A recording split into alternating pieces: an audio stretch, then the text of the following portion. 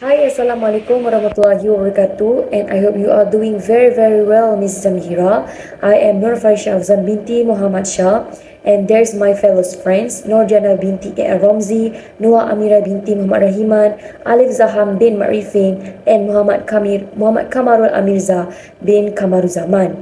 And we are from Group 1 AM2384H. We'd like to present to you the realism theory. Let's get started.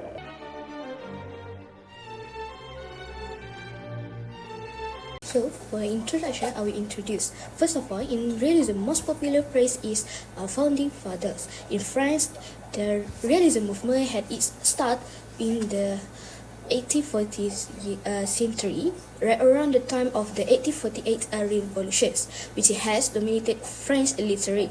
The definition of founding father, we can say that those who made a substantial contribution to the formation of the United States, especially during the American Revolutionary War and the Constitution's writing. And realism is a mode of thinking that highlight low state interest, power, and the struggle for survival and security shape world politics.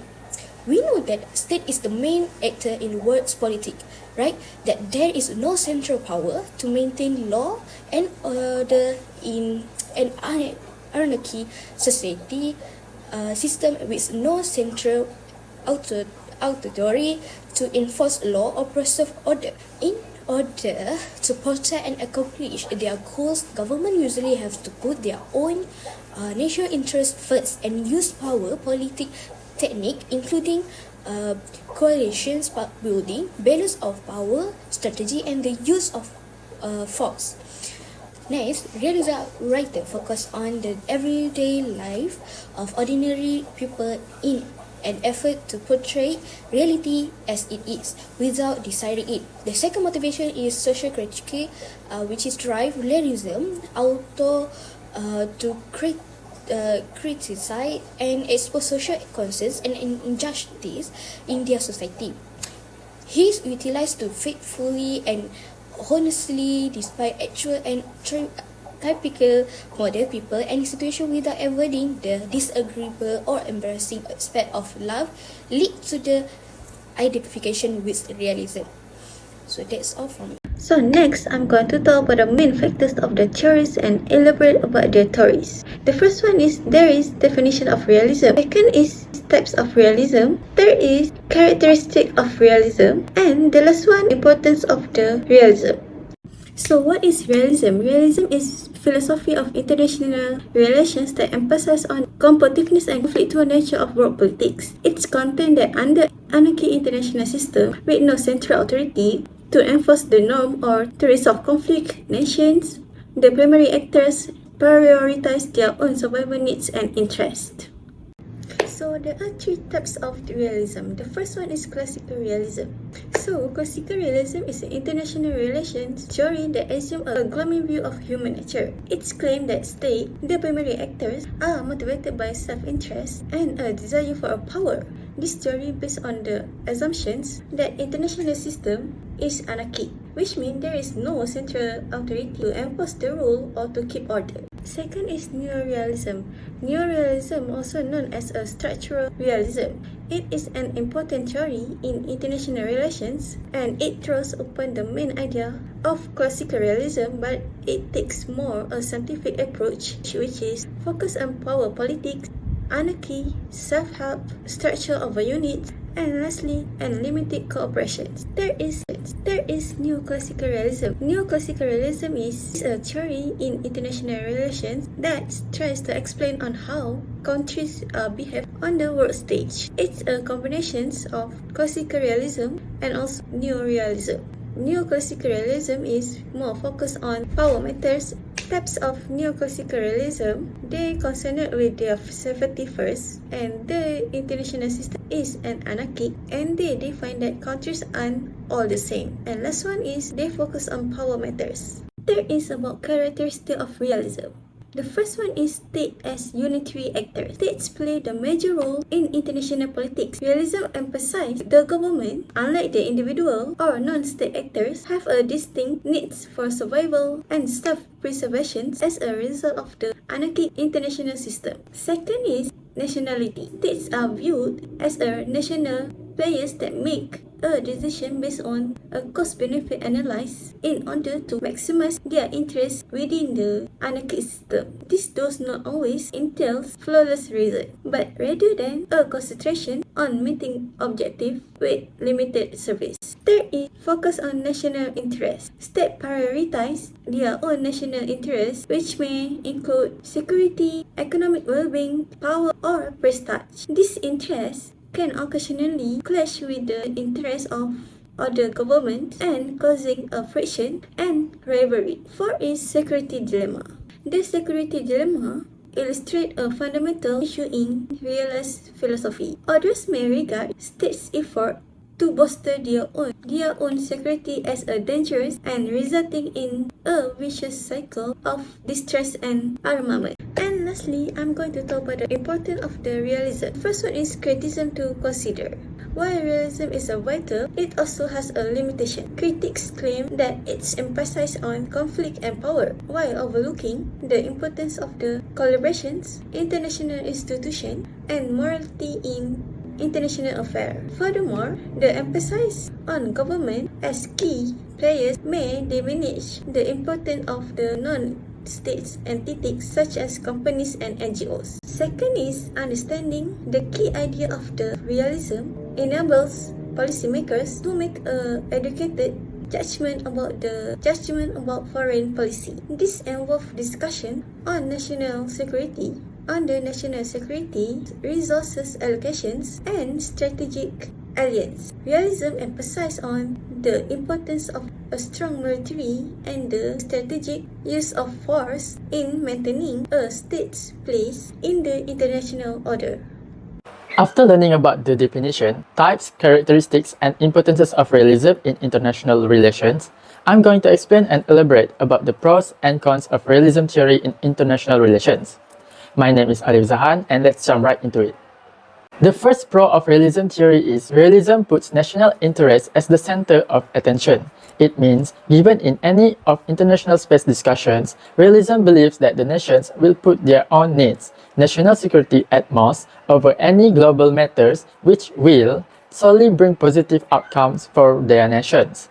For example, during World War II, when Japanese Air Force attacked America's Pearl Harbor military base, America then reacted by bombing Hiroshima first and Nagasaki 3 days later using nuclear bomb.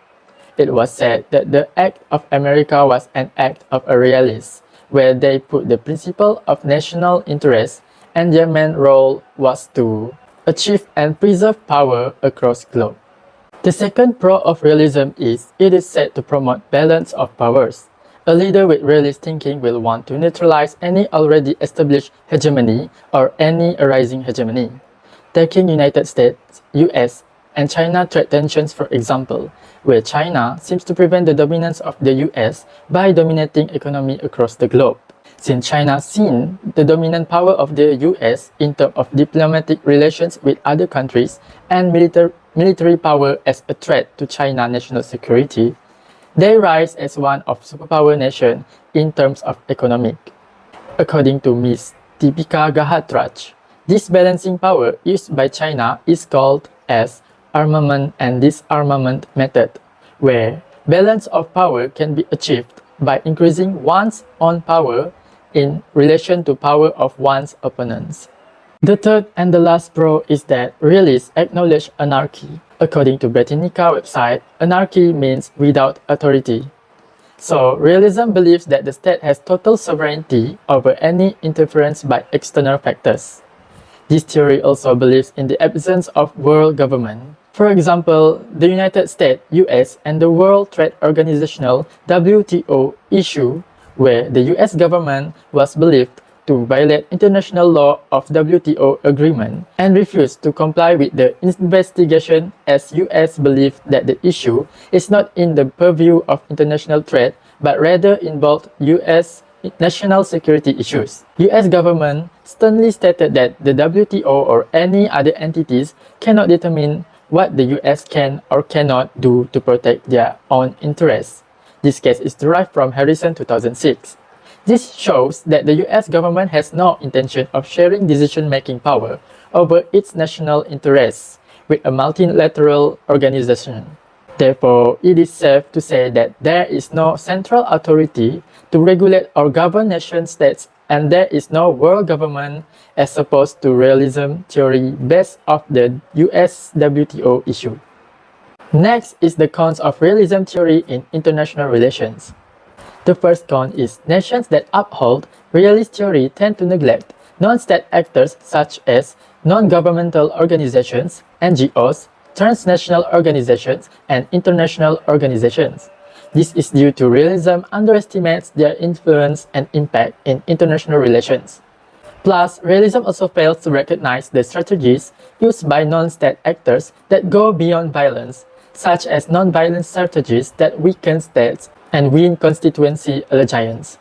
Therefore, realism focuses on the state, material power, and international anarchy, since only states can be considered as actors of international relations, which is the con in modern international relations that prone to a more democratic way through non-state actors.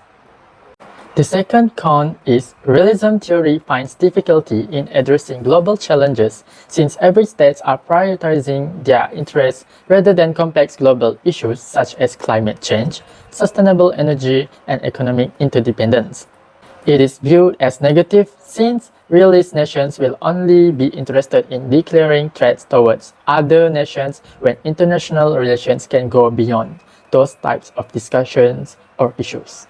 For instance, on how Russia government keep on focusing on the leadership and longevity of President Vladimir Putin and the nature of his regime through foreign policies in order to put pressure on parties that despise Putin's government, while other issues such as climate change that heavily affects the nation rarely met to the center of Russia's government attention.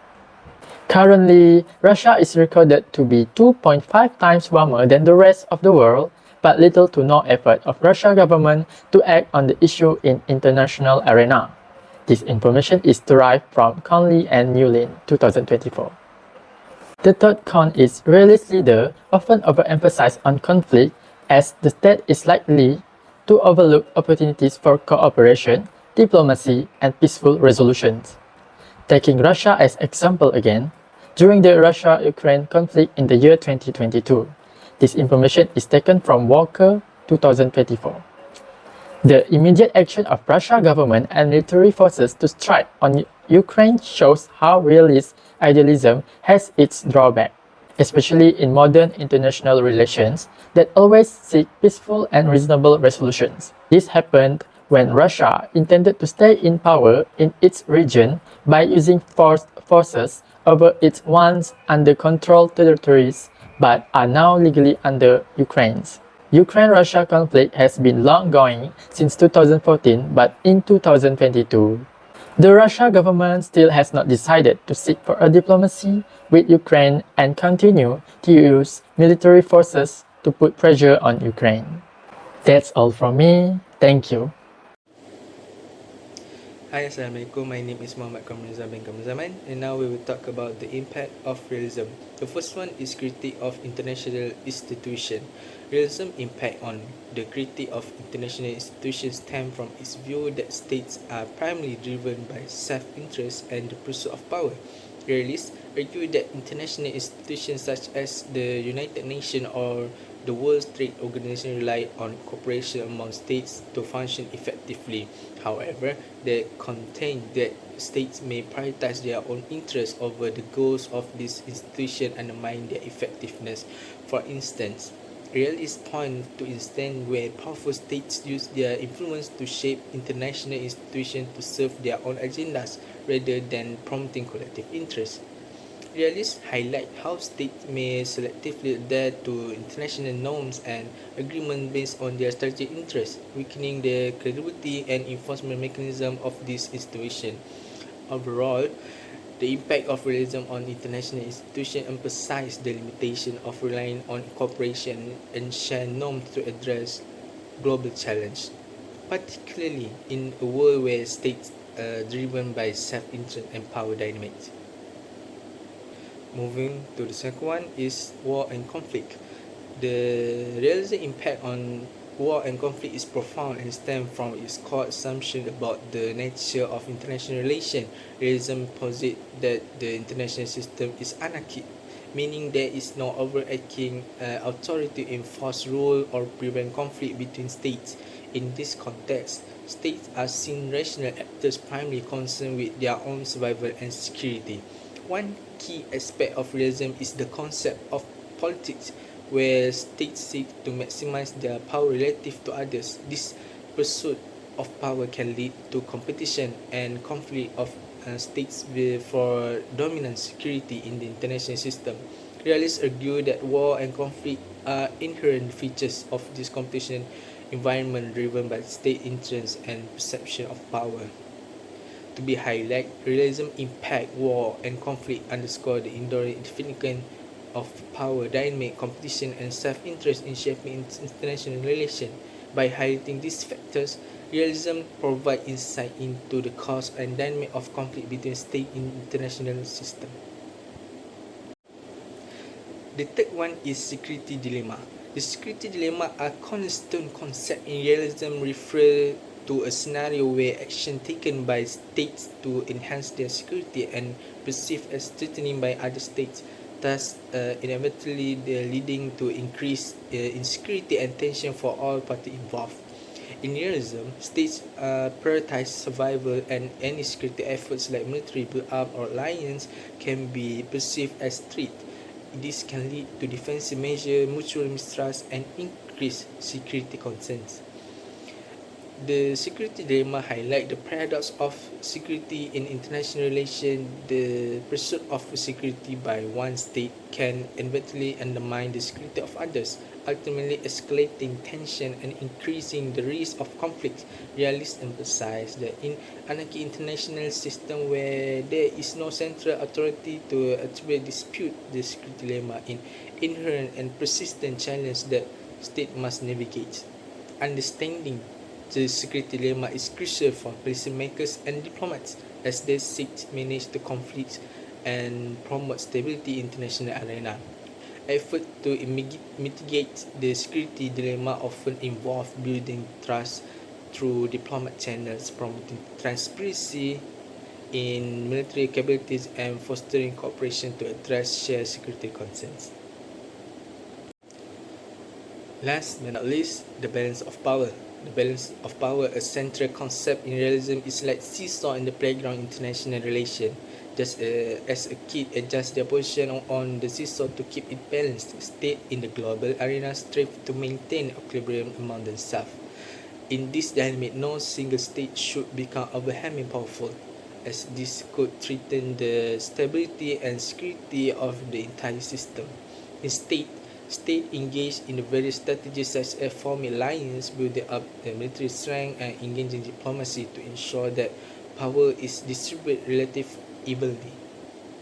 For example, if one state to become too dominant, other states band together, increase their own capabilities to counterbalance the rising power. In this nowadays, we can relate it with the war that happening between Israel and Palestine. We can see that there is no balance of power, as the US always use their veto power to give the permission to the Israel to keep attacking the Palestine.